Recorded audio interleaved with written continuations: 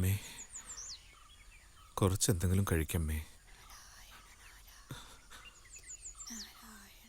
എത്ര ദിവസം ഇങ്ങനെ?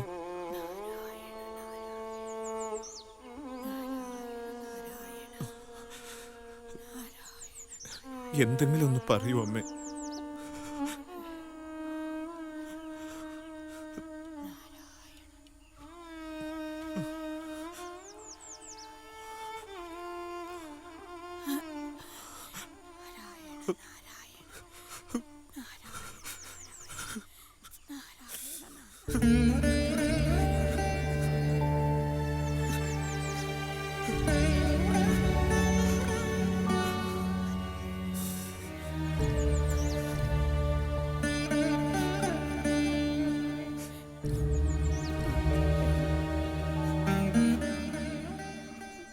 സുകുമാ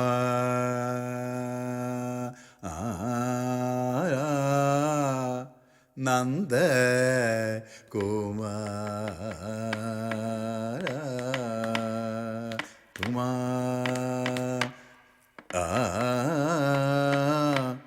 നന്ദ കുമാര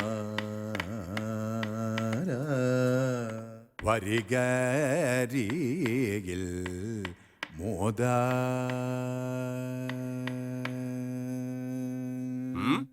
വരികരികിൽ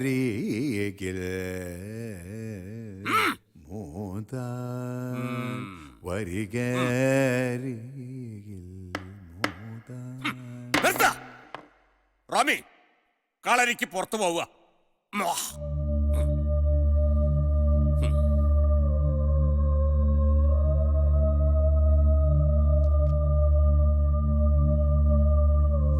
പൂജ നടക്കുന്ന ദിവസങ്ങളിൽ അച്ഛനോടൊപ്പം കുളക്കരയിലേക്ക് വിളക്ക് കാണിച്ചു പോയിരുന്നത് സാധാരണ ഉണ്ണിയായിരുന്നു. അന്ന് പോയില്ല. പോയിരുന്നുവെങ്കിൽ അച്ഛൻ മരിക്കില്ലായിരുന്നുവെന്ന് ഉണ്ണി വിശ്വസിച്ചു. അതിൻ്റെ കുറ്റബോധം ഉണ്ണിയെ വല്ലാതെ ഉലച്ചു.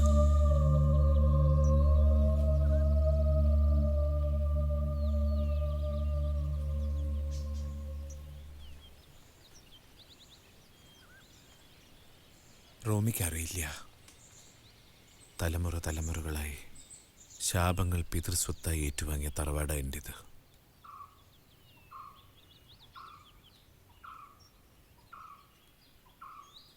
മേലെപ്പുറത്തെ നാഗത്താന്മാരെക്കുറിച്ച് മുത്തശ്ശി എപ്പോഴും പറയാറുണ്ടായിരുന്നു. ഞാനതൊക്കെ മറന്നു, അവരെയൊക്കെ ധിക്കരിച്ചു. എനിക്കും പങ്കുണ്ട്. ഇല്ല, ശാപം മേലെപ്പുറത്തെ ആണുങ്ങൾക്ക് മാത്രമുള്ളതാ. അവർ സ്വപ്നങ്ങൾ കാണുന്നത് തെറ്റ്, അവർ സ്നേഹിക്കുന്നത് തെറ്റ്, സ്നേഹിച്ച പെണ്ണിനെ തൊടുന്നത് ഏറ്റവും വലിയ തെറ്റ്, പാപം. ഉണ്ണി വെറുതെ ഓരോന്നാലോചിച്ച്. അല്ല റോമി, അല്ല. റോമിക്കറിയോ അപ്പൻ എങ്ങനെയായതെന്ന്? മുത്തശ്ശനെ നാഗത്താന്മാര് കൊണ്ടുപോയതിൽ പിന്നെയാ. സർപ്പക്കാവില് വെച്ച് വിഷം തീണ്ടി അപ്പൻ ഭാര്യയും കൊണ്ട് ഇവിടെ വന്ന് താമസമാക്കിയതിൻ്റെ അന്ന് സന്ധ്യയ്ക്ക് മുത്തശ്ശൻ കാവില് വിളക്ക് വെക്കാൻ പോയപ്പോ ഞാനൊന്നും ഓർത്തില്ല, എല്ലാം മറന്നു. അന്ധവിശ്വാസങ്ങളുടെ ലോകത്ത് നിന്നും നമുക്ക് പോകാം ഉണ്ണി.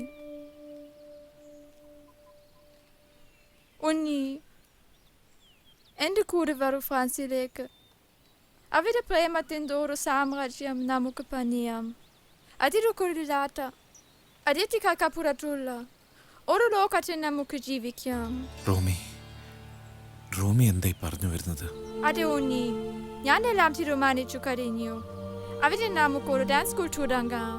എല്ലാം റോമി തീരുമാനിച്ചുറപ്പിച്ചു അല്ലേ? അതെ ഉണ്ണി.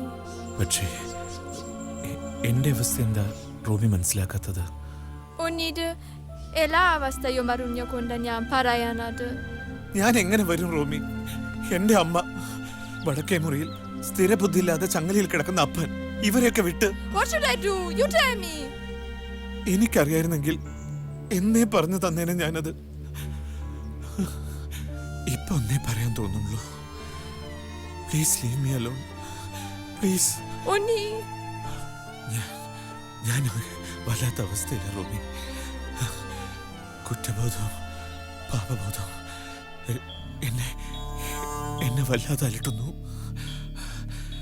മനസ്സ് പിടിച്ചാൽ കിട്ടണില്ല. എങ്ങോട്ടൊക്കെ വഴുതി പോകുന്നത് പോലെ. കളിക്ക് പോയിട്ടെന്നെ കുറച്ച് ദിവസമായി.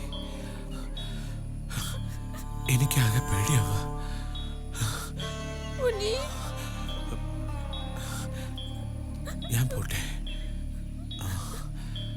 പാമ്പങ്കാവിൽ വിളക്ക് വെക്കണം.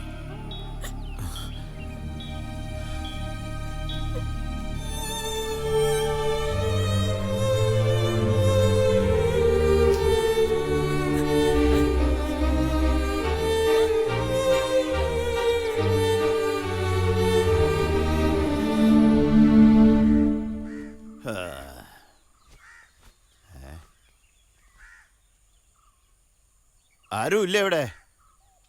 ഉണ്ടാവില്ല. ഉണ്ണിയമ്പൂരി, ഏയ് ഉണ്ണിയമ്പൂരി.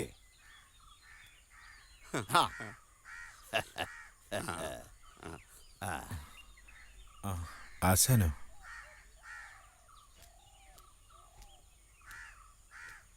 ആശാൻ ഇരിക്ക. ഓ ആയിക്കോട്ടെ. എന്താണാവോ വിശേഷിച്ച്? ആ, ഒരു കളിക്ക് വിളിക്കാൻ വന്നതാ. ഇവിടെ അടുത്ത് തന്നെയാ. ഇല്ല, എനിക്ക് വരാൻ പറ്റില്ല.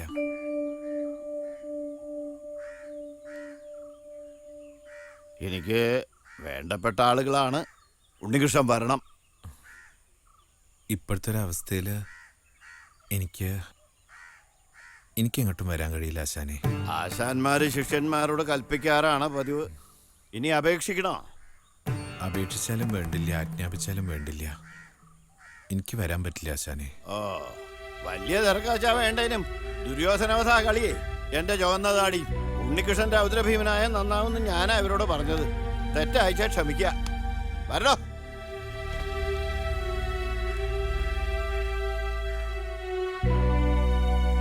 നമുക്ക് വേറെ ആളെ നോക്കണോ? അത്ര തന്നെ. എണ്ണം പറഞ്ഞ ശിഷ്യന്മാരുണ്ട്. വരിക.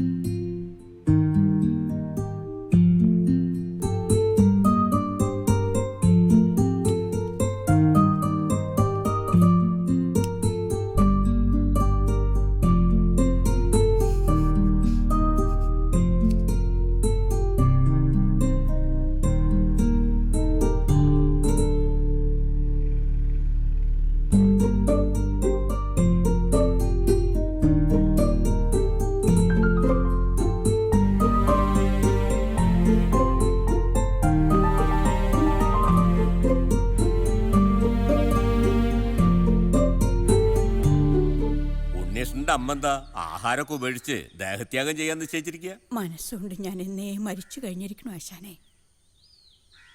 പിന്നെ ഈ ശരീരം അതത്രയ്ക്ക് പ്രധാനാണോ?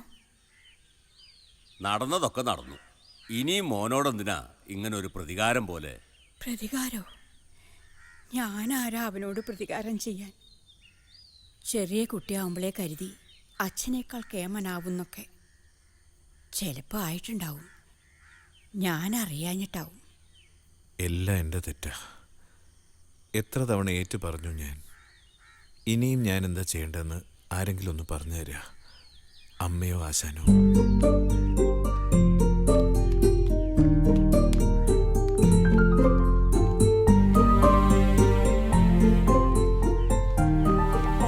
കാരണം നീയാ എല്ലാം വരുത്തി വച്ചിട്ട്.